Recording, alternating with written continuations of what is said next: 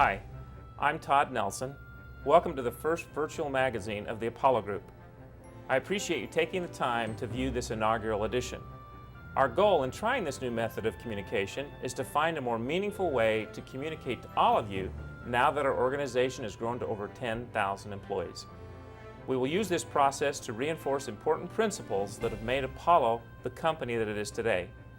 We will also use it to introduce you to important developments and issues within our company. In this first edition, I thought it would be appropriate to discuss our mission, our priorities, and where I see us going in the future.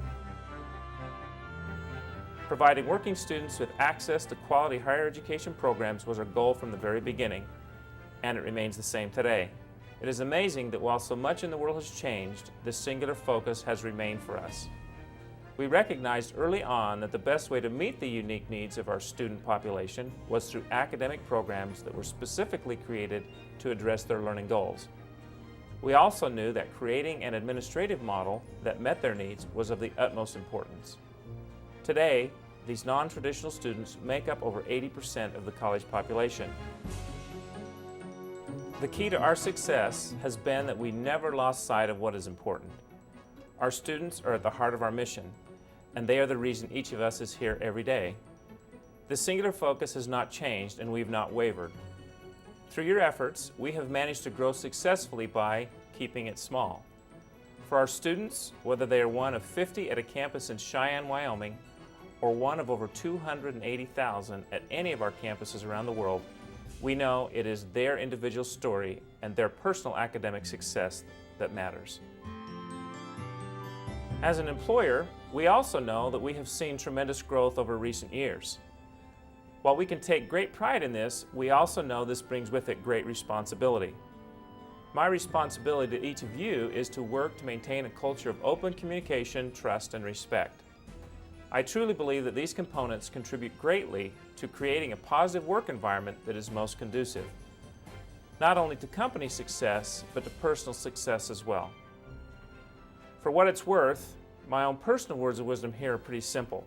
We need to treat each other the way we want to be treated. Many people ask me where I think we'll be going in the future. The good news is, in many respects, I think it's more the same. As the need for higher education continues to grow, I expect we'll continue to lead the efforts in this exciting area. I expect that we'll continue to innovate with the same passion and enthusiasm we've had in the past. We'll continue to explore new markets, increasing our presence well beyond the borders of North America.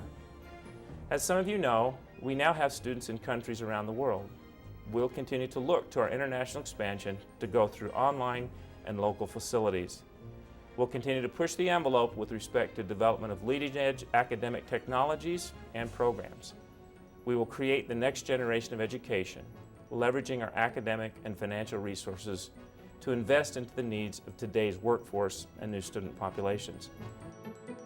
Of course, as with the rest of the academic and business worlds, we will continue to place a priority on regulatory compliance. What was once primarily the job of a central department is now the responsibility of all.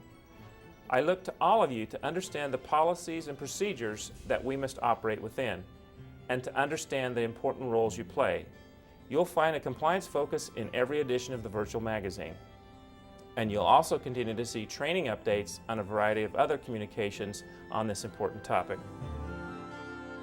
As we continue to grow in numbers, we must continue to place an emphasis on developing communication tools so that we can create an environment that is knowledgeable and remains open to the intellectual debate which has long been a part of our culture.